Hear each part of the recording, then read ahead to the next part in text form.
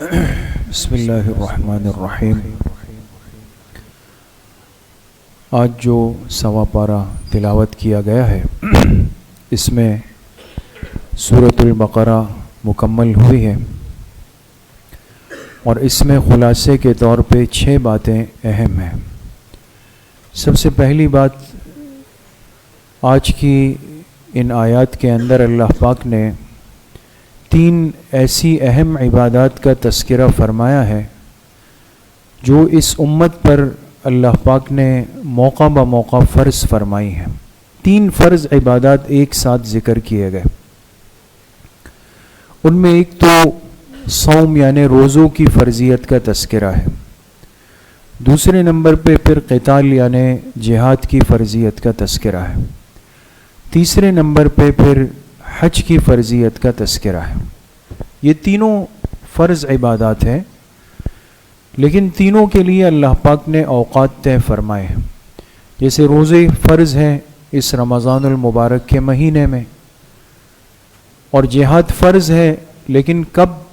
جب کہ دین اسلام کے اوپر کافر مسلط ہونے کی کوشش کرے اور امت مسلمہ مغلوب ہونے لگے۔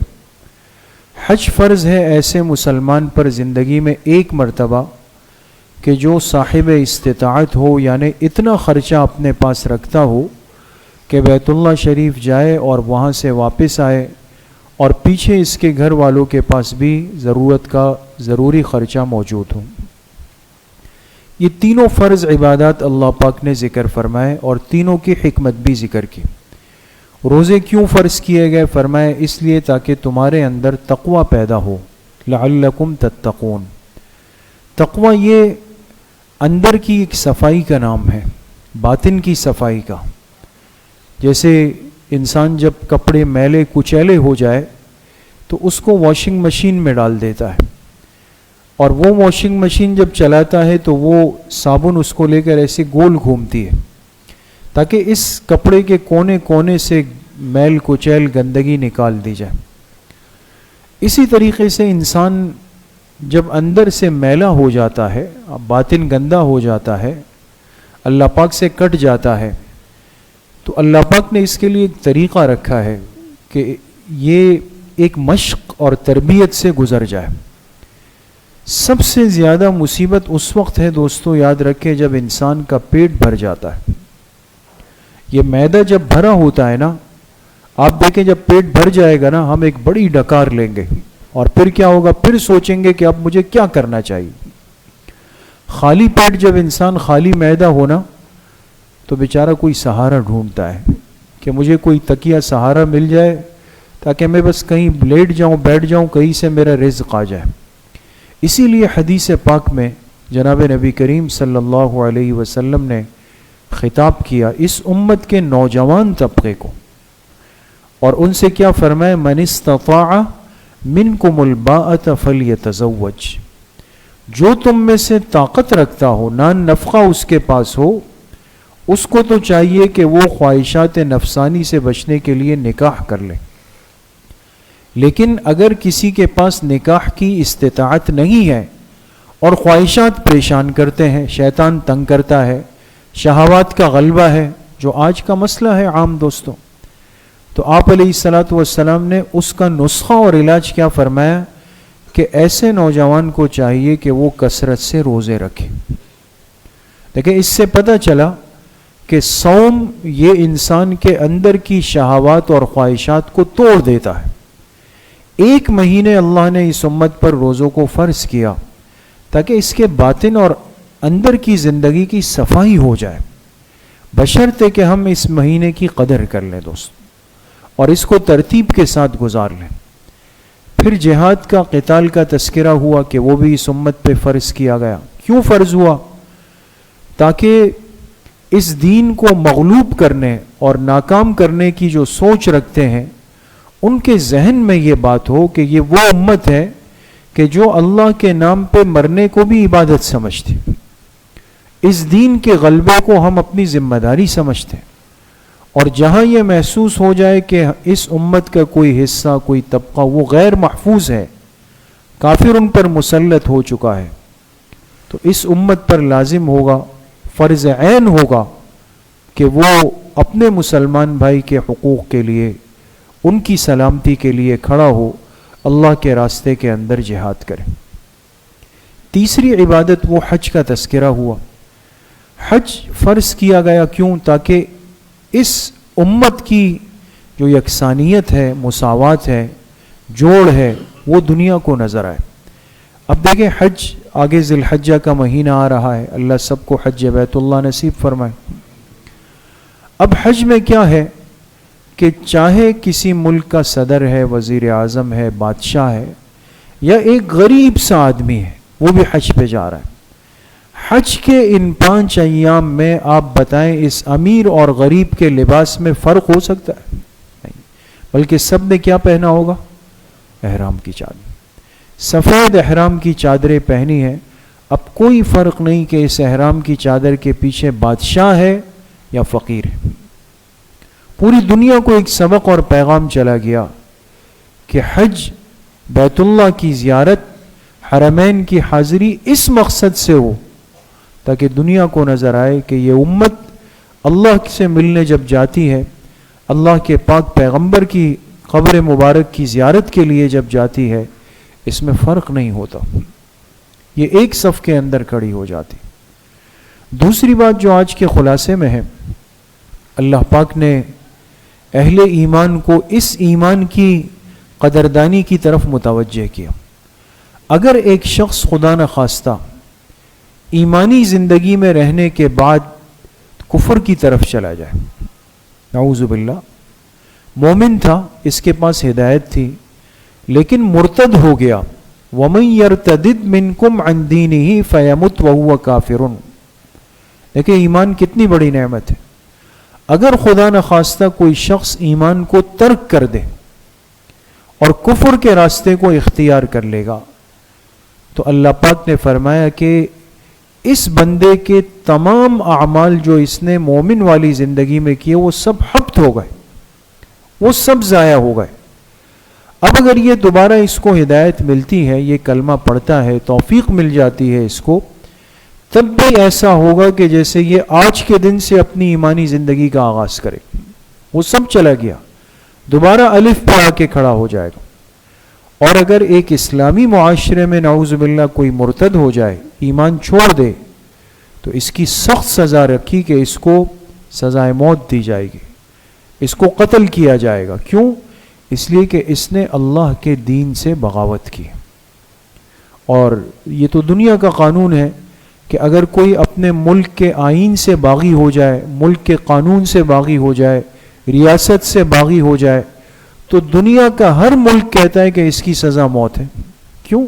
کہتے ہیں اس نے بغاوت کی ہے، اور باغی وہ معاشرے کے امن کو خطرے میں ڈال دیتا ہے۔ ایک شخص مسلمان تھا اور کفر کے راستے میں چلا گیا، نعوذ باللہ، عیسائی ہو گیا، قادیانی ہو گیا، ہندو ہو گیا، کچھ بھی ہو گیا، نعوذ باللہ، اس کے اس عمل سے باقی لوگوں کے کان کھڑے ہوں گے اور وہ کہیں گے کہ بھائی ایسی اس نے کیا کمزوری اس دین میں دیکھی کہ اس کو اس دین سے نکلنا پڑا۔ دیکھیں نا، ایک ذہنی پیغام منتقل ہو رہا۔ تو اس لیے اللہ پاک نے اس راستے کو بند کیا کہ اگر کوئی شخص اس فعل بد کا مرتکب ہو تو اسلامی حکومت اور قانون کی ذمہ داری ہوگی کہ اس کو توبے کی مہلت دے، اس کو سمجھائے۔ اگر یہ مان جائے فبہا و نعمت، نہیں تو پھر اس کو سزائے موت دی جائے گی۔ تیسری بات جو آج کے خلاصے میں ہے، 2 ایسے جرائم کا تذکرہ ہے جس سے کوئی بھی معاشرہ خراب ہوتا ہے۔ دیکھیں قرآن کریم میں اللہ پاک ان باتوں کی نشاندہی فرماتے ہیں جس سے ہمارا ماحول صاف ستھرا رہتا ہے۔ وہ 2 چیزیں کیا ہے؟ فرمایا ایک خمر ہے، ایک میسر ہے۔ خمر یعنی شراب نوشی کرنا، میسر کہتے ہیں جوا بازی کرنا۔ جو آدمی شراب پیتا ہے نعوذ باللہ، یا شراب پینے کا عادی ہو، یا جس ماحول میں شراب تک پہنچنا آسان ہو جائے، اس پر کوئی ٹوک نہ رہے، روک نہ رہے، یہ طے شدہ بات ہے کہ اس معاشرے کے بگاڑ کا آغاز ہو گیا۔ اسی طریقے سے جس معاشرے کے اندر جوا عام ہو جائے، میسر کہتے ہیں جوئے کو، جوا آپ سمجھتے ہیں نا، آج کل جیسے ہر چیز پر ایک سٹہ لگتا ہے، یہ لاٹریاں ہوتی ہے، مختلف قسم کی اسکیمیں سامنے آتی ہے، مختلف پیکیجز سامنے آتے ہیں، اور ہم تو ظاہر سی بات ہے کہ پاگل ہو جاتے ہیں۔ اگر مجھے یہ کوئی کہہ دے کہ بھئی آپ مجھے 10,000 دے دیں، 3 مہینے بعد میں یہ 10 آپ کو 30 کر کے دے دوں گا، 10 کے 30 بنیں گے، میں اس سے مہلت مانگوں گا کہ جی مجھے استخارہ کرنا ہے یا مجھے مفتی صاحب سے پوچھنا ہے؟ میں کہوں گا 10 نہیں، میں 20 لا رہا ہوں، مجھے 60 دے دیجئے، اس لیے کہ حرص سے دنیا غالب ہو گئی، بجائے یہ سوچنے سمجھنے کے کہ بھئی یہ میرا کون سا خیر خواہ ہے کہ جو مجھے میرے 10 کے 30 دے رہا ہے، یا یہ کون سا ایسا کاروبار میرے ملک میں وجود میں آیا کہ جس میں 3 مہینے میں اتنی جلدی ترقی ہو جائے گی۔ آپ دیکھیں نا، لوگ اسی بنیاد پر اپنے مال کو لے کر کسی کے حوالے کیا، سب ڈوب گئے، غرق ہو گئے۔ کتنے واقعات ہوئے نہیں ہوئے ہمارے ملک میں، کسی نے مضاربت کے نام پر، کسی نے اسلامی تجارت کے نام پر، اور چونکہ ہم من حیث القوم، اس میں کوئی شک نہیں ہے کہ ہم مذہبی جذباتی سے لوگ ہیں، بس ہمیں ایک ٹاپک اور عنوان چاہیے، بس کسی نے کہا جی میں آپ کے لیے شرعی اصولوں پہ تجارت کروں گا، آج تک نہیں ہوا، اور یہ ایسا کوئی خیر خواہ پیدا ہوا۔ یہ سب جوے کی شکلیں ہیں دوستوں، یہ جوا بازی ہے۔ زمانے جاہلیت میں بھی اس کے طریقے تھے، انہوں نے تیر رکھے ہوئے تھے، تیر ہوتے ہیں نا، تیر، اور اس پر لکھے ہوئے تھے عدد، ایک تیر پہ لکھا ہے 10، ایک پہ لکھا ہے 5، ایک پہ لکھا ہوتا تھا 2، ایک پہ لکھا ہوتا تھا 0، خالی، کچھ بھی نہیں۔ پھر اس کے اوپر ایک چادر ڈال دی، پھر 10 آدمی جمع ہو گئے، ان 10 آدمیوں میں سے ہر آدمی سے 10 اونٹ لے لیے، تو 10 سے 10 اونٹ لیے تو کتنے ہو گئے؟ 100 ہو گئے۔ تو اب آپ کی قسمت ہے، اب 10 سے کہا بھئی اندر ہاتھ ڈالو، ایک تیر اٹھا لو، ایک نے ہاتھ ڈال کے اٹھایا، اس پہ لکھا تھا 20، تو حالانکہ اس نے جمع 10 اونٹ کروائے لیکن ملے کتنے؟ 20، فائدے میں چلا گیا نا ظاہری طور پر۔ ایک نے ہاتھ ڈالا، جب نکالا نکلے 5، بھئی 5 آپ کے مائن، ایک نے نکالا تو بالکل 0، بالکل محروم ہو گیا۔ یہ اس طرح کی شکلیں زمانے قدیم سے چلتی ہوئی آئی، لیکن چونکہ اب ہم اس تیر تلوار کے زمانے میں تو ہے نہیں کہ ہم تیروں کے فال نکالیں، تو ہمارے سامنے جدید شکلیں مہذب الفاظ کے ساتھ، تعبیرات کے ساتھ وہ سامنے آ جاتی۔ عرض کرنے کا مقصد دوستو صرف اتنا ہے کہ کسی بھی چیز کو آنکھیں بند کر کے قبول نہ کریں جب تک آپ علماء سے اس کو سمجھ نہ لیں۔ ایسا نہ ہو کہ ایک حلال زندگی گزارتے ہوئے میں کسی حرام میں جا کے گر جاؤں۔ چوتھی بات جو آج کے خلاصے میں ہے، ہماری جو معاشرتی، گھریلو، خاندانی زندگی کے 3 اہم مسائل اللہ پاک نے سورۃ البقرہ میں ذکر فرمائے، اور تفصیلی آیات اتری، طلاق سے متعلق، عدت سے متعلق اور رضاعت سے متعلق۔ اگر خدا نخواستہ شوہر اور بیوی میں ایسی ناچاقی ہو اور صورتحال یہاں تک جائے کہ اب جوڑ کی کوئی صورت باقی نہیں رہی، رشتہ نہیں چل سکتا، اب ظاہر سی بات ہے کہ اس زندگی میں زبردستی بھی جان نہیں ڈالی جا سکتی کہ انسان کہے نہیں جی بس چلائیں جی، گزارا کریں، چاہے ان کی زندگی برباد ہو جائے، یہ بھی نہیں۔ تو شریعت نے ایک راستہ رکھا ہے، اس نکاح کو ختم کیا جائے، لیکن اس ختم کرنے کی بھی ایک سنت ترتیب ہے۔ ہمارے ہاں اللہ ہم سب کی حفاظت فرمائے، اگر غصہ آتا ہے، کوئی لڑائی ہو گئی، انتشار ہو گئی، رشتہ ختم کرنا ہے، ہمارا ایک ذہن کیا بنا ہوا ہے کہ طلاق کہتے یہ 3 کو ہیں، اسٹارٹ ہوئے اور 1 2 3 پہ جا کے اسٹاپ ہوئے، جب رات گزری صبح ہوئی تو اب ہو یہ کیا ہوگی، اب کیا ہوگا اس کا۔ تو یہ کوئی نہیں سیکھنا چاہتا کہ اگر مجبوراً بامر آخر مجھے طلاق دینی پڑی تو مجھے اس کا طریقہ بھی ایک عالم سے پوچھنا چاہیے۔ طلاق کا بھی سنت طریقہ ہے جس کو طلاق سنت کہتے ہیں، آپ علماء سے پوچھیں کہ پاکی کے ایام میں عورت کو 1 دفعہ صریح الفاظ سے فارغ کریں۔ اس میں فائدہ یہ ہے کہ آپ کے پاس دروازہ کھلا ہے، کل کو پھر کوئی جوڑ کی صورت بنی، ذہن بن گیا، خاندان بیچ میں آیا، بھئی راستہ تو موجود ہوگا، لیکن آپ نے 3 دفعہ بول کے راستہ ہی بند کر دیا، اب کیا ہوگا؟ اب ادھر ادھر جی میں ان کے پاس گیا، انہوں نے کہا نہیں 3 تو 1 ہے، باقی کسی چیز میں ان کے پاس نہیں گیا، لیکن اب اپنے اس مسئلے کے حل کرنے کے لیے ایک غلط راستہ چن رہا ہوں۔ یہ واقعات ہوتے ہیں دوستو، اس لیے عرض کر رہا ہوں آپ حضرات سے۔ اسی طریقے سے اگر طلاق کے بعد عورت کی عدت ہے، عدت چونکہ یہ ایک سوگ، ایک غم کا اظہار ہے، چونکہ نکاح ایک نعمت ہے، اگر وہ ختم ہو جائے تو شریعت ایسے موقع پہ حکم دیتی ہے عدت کا۔ اب طلاق والی عورت کی عدت کیا ہے؟ جس عورت کے شوہر کا انتقال ہو جائے اس عورت کی عدت کیا ہے؟ جس عورت کی رخصتی نہیں ہوئی تھی اور رخصتی سے پہلے طلاق ہو گئی، اس کی عدت کیا ہے؟ اگر ایک عورت حمل سے ہے، پیٹ میں بچہ ہے، پریگنٹ ہے، اس عورت کی عدت کیا ہے؟ یہ ساری تفصیلات سورۃ البقرہ میں۔ اسی طریقے سے پھر بچہ دنیا میں آیا، اس بچے کو دودھ پلانا ہے جس کو رضاعت کہتے ہیں۔ اب رضاعت بچے کا حق ہے، اور جب تک شوہر بیوی ایک ساتھ ہوتے ہیں تو یہ چیزیں ایک برضا و خوشی ہوتی، لیکن اگر جدائی کے بعد بچے کو دودھ پلانا ہے اور عورت کہے جی میں تو نہیں پلاتی، اب آپ سنبھالیں نا اپنے بچے کو، یا وہ تقاضا کرے کہ جی میں دودھ پلاؤں گی لیکن مجھے اس کی اجرت چاہیے، آیا عورت اس اجرت کا مطالبہ کر سکتی ہے؟ اگر دی جائے گی تو پھر اجرت کتنی دی جائے گی؟ یہ دیکھیں چھوٹے چھوٹے مسئلے، لیکن سورۃ البقرہ میں بیان۔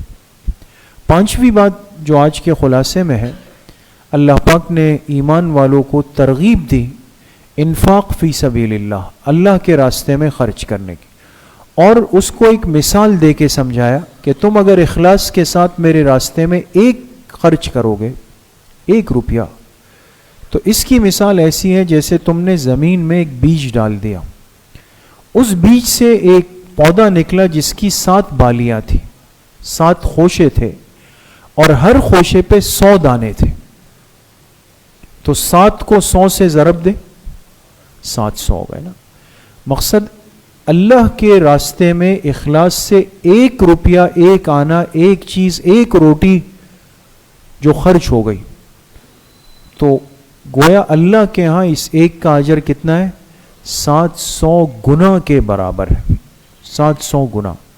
اور پھر اگر آپ اس کو رمضان کے اندر لے آئے جہاں ایک فرض 70 فرضوں کے برابر، ایک نفل فرض کے برابر، ہر چیز کا اجر بڑھ جاتا، انسان خرچ کرنے والا بنے۔ لیکن حکم کیا دیا؟ لا تبطلوا صدقاتکم بالمن والاذى، اپنے اس دیے ہوئے کو احسان جتلا کے، کسی کو تکلیف دے کے خراب مت کرو۔ دے تو دیا، اس کی ضرورت تو پوری کر لی، لیکن اب اس سے بار بار پوچھ رہا ہے کہ ہاں بھئی اب صحیح ہے، اب صحیح چل رہا ہے، معاملات صحیح ہو گئے، اب جو کچھ اس کو دیا اس بیچارے کے حلق سے روز اتار رہا ہے، تو یہ صحیح نہیں۔ 6ٹھی اور آخری بات جو آج کے خلاصے میں سورۃ البقرہ کے آخر میں ایک ناسور کا تذکرہ ہے، ایک ایسا ناسور، ایک ایسا مہلک کہ جس کے بارے میں اللہ نے فرمایا کہ اس فعل کا مرتکب وہ اللہ اور اللہ کے رسول صلی اللہ علیہ وسلم سے اعلان جنگ کر رہا ہے، اور وہ گناہ کون سا ہے؟ وہ سود کا گناہ ہے۔ اگر نعوذ باللہ کوئی سود کے گناہ کے اندر مبتلا ہو جائے تو اللہ پاک نے فرمایا کہ ایسا شخص اعلان جنگ کر رہا ہے، فَأْذَنُوا بِحَرْبٍ مِّنَ اللَّهِ وَرَسُولِهِ، اللہ اور اللہ کے رسول علیہ الصلوۃ والسلام سے اعلان جنگ ہے۔